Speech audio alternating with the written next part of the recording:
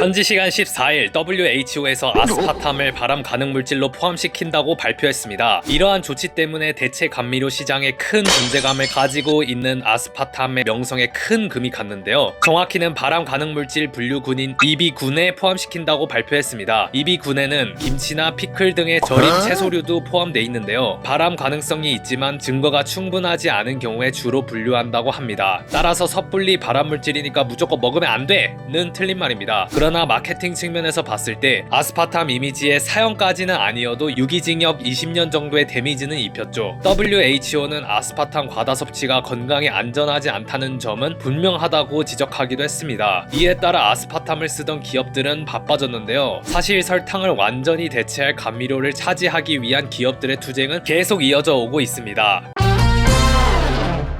전통적인 설탕 기업들이 대체 감미료로 갈아타기 위해 준비하고 있다고 합니다. 글로벌 설탕 시장은 매해 1% 정도 성장률로 침체돼 있으며 특히 국내 시장에서는 규모가 2015년 2198억 원에서 2019년 1614억 원으로 26% 줄었습니다. 대체 감미료 시장은 2018년 8.1조 원에서 매년 6.3%씩 성장해 2022년에는 약 10.3조 원으로 성장할 것으로 예상된다고 합니다. 이미 세계 감미료 시장의 15%를 차지하고 있죠. 과거에는 비만, 당뇨병, 고지혈증 등 현대 만성병의 가장 큰 원인이 지방이라고 알려졌습니다. 하지만 이것은 설탕 회사의 로비를 받은 거짓 연구 때문이었고 실제 주범은 설탕이었습니다. 설탕의 피해를 줄이고자 설탕 대체 감미료를 본격적으로 사용했던 때는 지방의 누명이 벗겨진 시기와 비슷합니다. 그리고 대체 감미료의 시작은 미국에서 발명된 사카린입니다. 사카린은 설탕보다 300배의 단맛을 내고 열량이 거의 없어서 이상적인 감미료로 자리 잡았습니다. 그러나 100년 이상 굳건했던 사카린의 위상은 1977년에 추락했습니다. 캐나다 연구팀의 쥐 실험에서 방광암을 일으키는 것으로 나타났기 때문입니다. 그러나 누명인 걸로 밝혀졌습니다. 연구팀은 쥐에게 고농도의 사카린을 먹였는데 이를 사람으로 환산하면 일일 섭취 허용량의 500배에 달하는 양이라고 합니다. 사람은 사카린 음료수 800캔을 매일 마셔야 방광암이 발생할 수 있다고 하는데 방광이 먼저 터지지 않을까요? 1998년 국제암연구소가 사카린을 발암물질에서 뒤늦게 제외시켰지만